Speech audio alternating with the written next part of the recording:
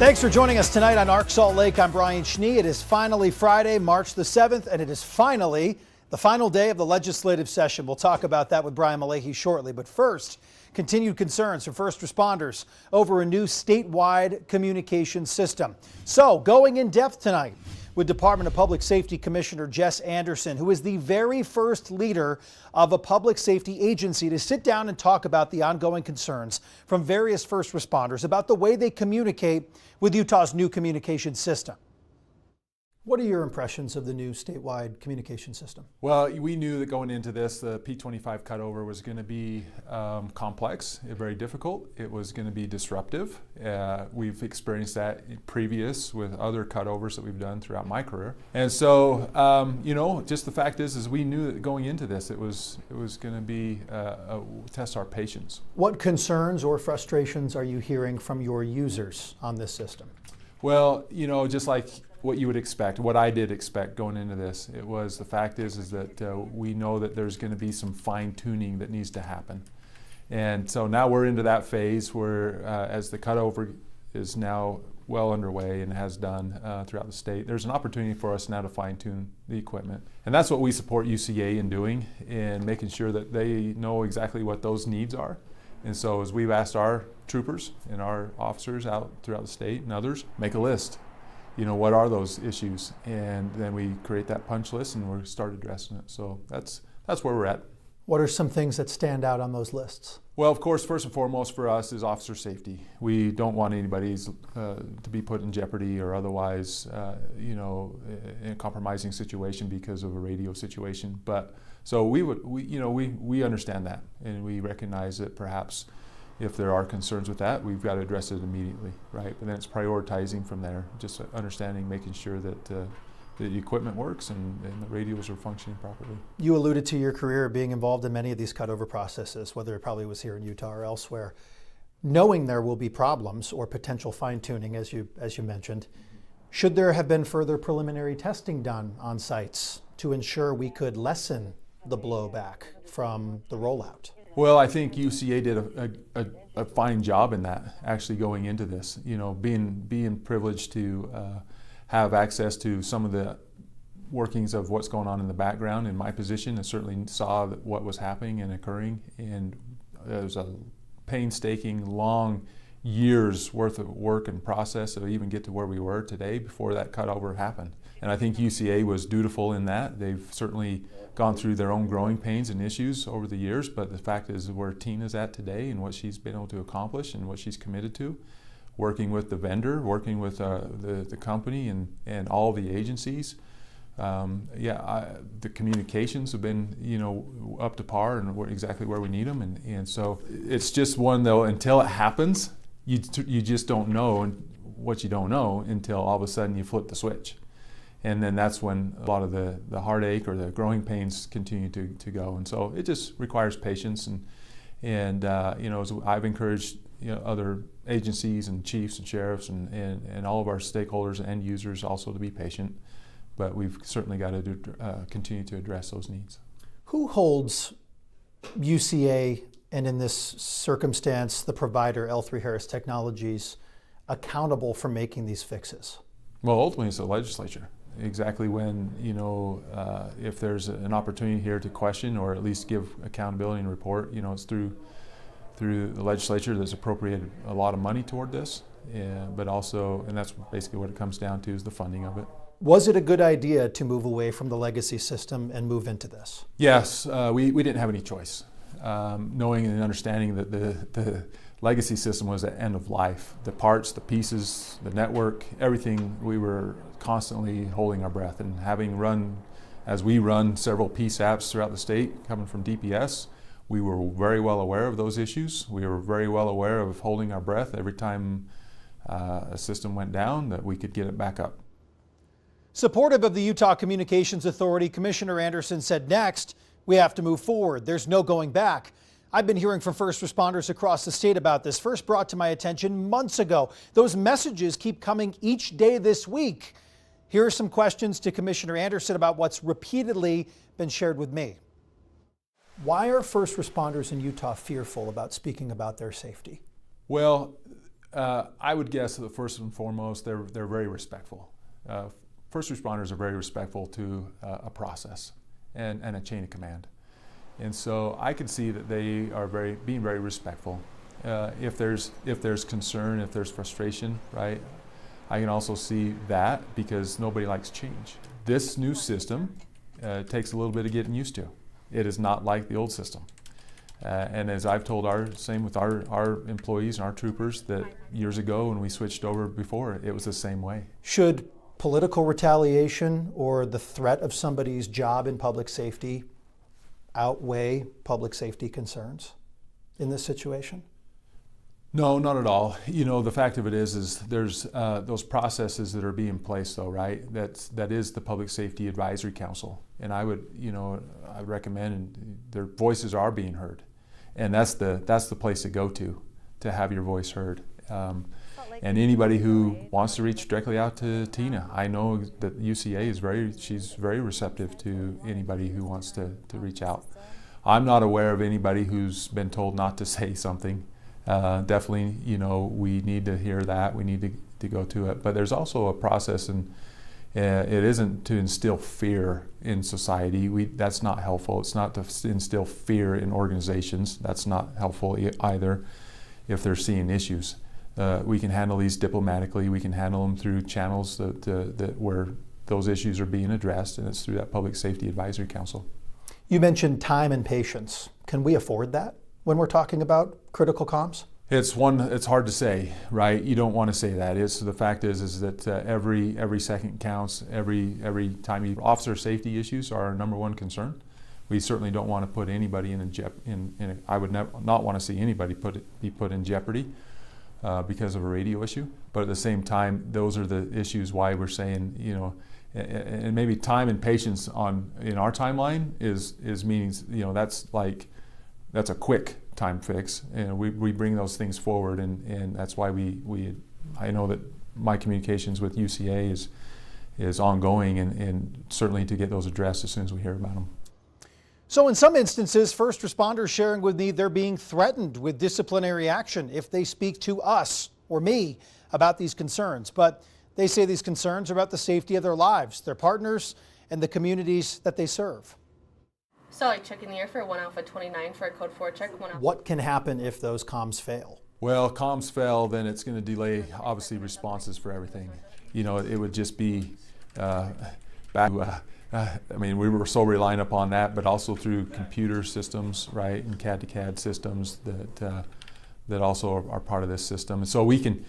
Part of it is there is no alternative. We've got to have the communications network up and running and be able to make this effective. And so, again, there's a lot of fine tuning that needs to happen, the adjustments that are occurring, and recognizing that's going to take us some time, right? We still need to be patient with it.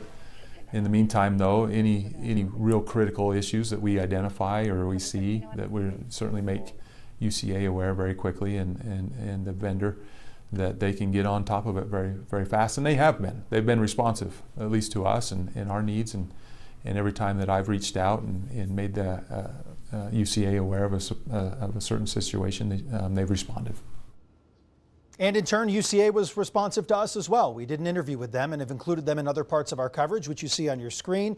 There will be a lot more. Behind the scenes, work is being done as it has been the entire time. So that isn't necessarily new here. But if you'd like to go back and check out our coverage, including the body camera video you see here of a radio failure taking place on a critical call, you can find it right now on our YouTube page or on our website, KUTV.com.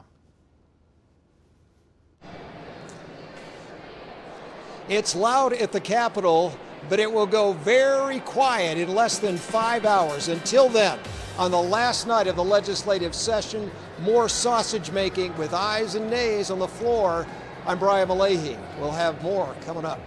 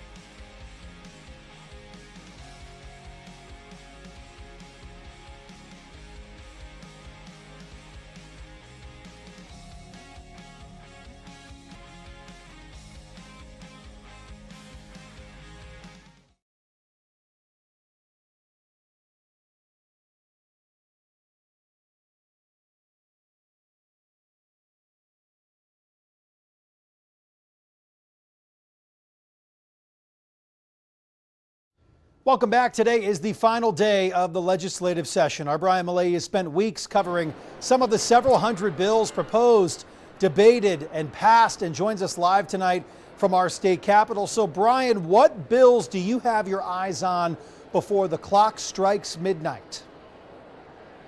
These are not the most important necessarily, right?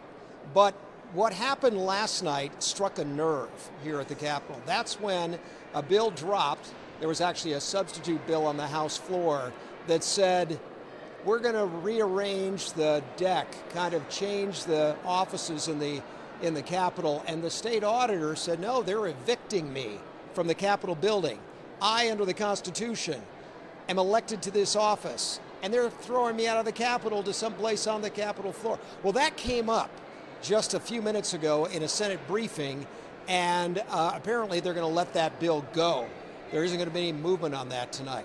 There's one other thing that I think is interesting. We've heard a lot about tax cuts, and there have been tax cuts at this legislative session. In fact, the legislature for a string of years has had tax cuts. This time, exempting more Social Security income for retirees, cutting the income tax rate a little for everybody, and then adding more tax credits for child care expenses. But there is also a measure that could phase out something called the Circuit Breaker program. That is a program that gives seniors, especially low-income seniors, only low-income seniors, a break on their property taxes. Phasing that out could be akin to raising taxes on some of the most vulnerable. And that bill is still alive here at the Capitol. We're going to be watching that one. Also, last night, there could be a surprise. We don't necessarily know what it will be. Even the Speaker of the House said he expects to be surprised by something tonight. So that's what's happening. There may be fewer bills passed this year than there have been in other years. So last year, nearly 600 bills passed the legislature, maybe a little shy of 500 right now. And with just hours to go, there may not be as many bills passing as there had been in 2024. So that's what we're looking for. We're going to be speaking to the governor later on tonight. He has provided a media availability where we'll be able to ask questions. So we expect to ask him about, among other things, the flag bill that passed yesterday. Today it prompted a protest outside the state capitol in which several hundred people took part.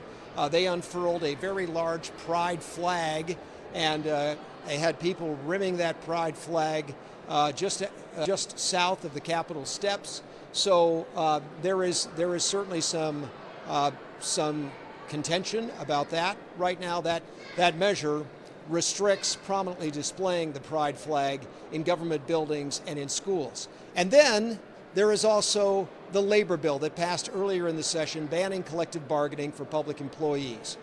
That bill is going to be challenged, and a number of labor groups are going to be submitting an electronic application right after the session ends. So like tomorrow, they'll be submitting that application to the Lieutenant Governor's office to go out and try to collect petition signatures, more than 140,000 needed across the state, in order to put it to the voters. A referendum. Do you think that collective bargaining for public employees should stay or go? The union groups want the voters to decide. So those are some of the things that are going on. It's been a long night. People are tired. Lots of people like being up here at the Capitol, but they can't wait until the session is over. Yes, including our very own Lieutenant Governor, who just put that out on social, saying they're playing Uno right now. Yeah. The staffers are playing Uno, but they can't wait until we hit midnight to take a break. Brian Millay also spending the long night for us. Brian, thank you so very much, especially for that recap and for what we should keep our eyes on. Thanks you. All right, so as Brian puts it in those simple terms, we need that. I need that from Sean Kelly here when it comes to our forecast. Simply put, Sean, what is heading our way here and what are you keeping an eye on? Well, we had big snow over the course of the past several days, 3 days for our ski resorts. I mean, clocking in close to 3 feet. So that was in the past, but now we're looking ahead to at least some dry weather and some more spring-like temperatures. But yeah, this was significant, including out in Sundance, which typically doesn't see nearly as much as the other ski resorts. We had those southwesterly winds that really pumped up these numbers. And yes, it was a powder day for all of our ski resorts across the state. And also across the valley floors, we saw a couple inches of snow. Mill Creek 4 inches, Tooele County there over 5 inches of snow. Even the airport picking up over an inch. But still, we need more snow here. But we're in much better shape now from this storm alone, up 11% from just a week ago. So that's just remarkable here. Now sitting at 95% statewide here for the average. So that's looking really good. And we've got another storm heading our way in the next 7 days. But sandwiched in between these storms is some beautiful weather. I mean, we make a return of 50s, 60s early next week, so get outside and enjoy the sunshine and nice weather for the weekend. But we're getting ready for some cold temperatures here across the Wasatch Front. We're into the 30s right now, 34 in Heber, already down to 28 in Park City. Still a bit gusty down towards that southwestern corner there out of the north, 20 to 30 miles per hour. It's these northerly winds that are still cooling us down quite a bit. And yes, we still have some lingering snow flurries out there across the mountains, a few isolated showers further out towards the west, but generally drying things out. Our storm is down towards the south and east now, giving some beneficial rain and snow for portions of Arizona, Colorado, down through New Mexico, which is also dealing with some severe to exceptional drought conditions. Meanwhile, high pressure system will be building in through the weekend, doing its thing, giving us sunshine and mild temperatures into the start of early next week as well. And then here comes our next storm, still many days away, but right now it's looking like a Thursday night storm once again, starting off with valley rain and mountain snow, perhaps ending as all snow. And this could be a little bit more of an impactful system as it is looking a little bit colder than the one we just had. That could mean that we could see some good snowfall totals across the valley floor, so watch out for that. What you also need to watch out for is anything that melted today, which was a lot of snow, is going to refreeze here. So all those puddles will be icy through the overnight, so just be mindful of that. Make sure you're taking it slow and just watching out for that. We're also springing forward this weekend, 7:28 p.m. sunset, Brian. That's going to be really nice on Sunday. St. George, you've got temperatures in the 60s, 71 on Monday along the Wasatch Front. We go from 47 to 57, 61 on Monday, 60 on Tuesday, and then there's that active stretch of weather Thursday and into Friday. Friday again looking like it could be all snow. So right now, looking good. March is doing really well. You can't say my name and come over here and not chat. I know, Sunday night, we're staying up late. We're going to enjoy the extra hour of daylight. Every time I leave work here around 7:30, no dice, just darkness. So I'm looking forward to that because then I eventually get to feel like I haven't spent all day inside and then I get home and it's how long are days getting longer? By how much? by each day? Each day. Is it like 2 to 3 minutes? This guy. He does it all. He does it all. I'll shake your hand. More Arc Salt Lake after this. Don't leave us.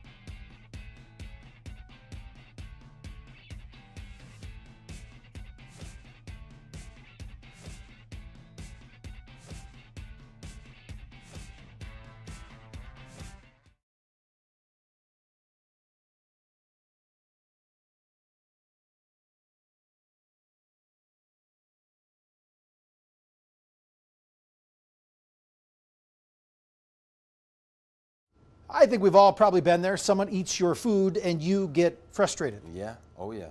But this week in Wisconsin, it made a 4-year-old boy so mad, he called 911.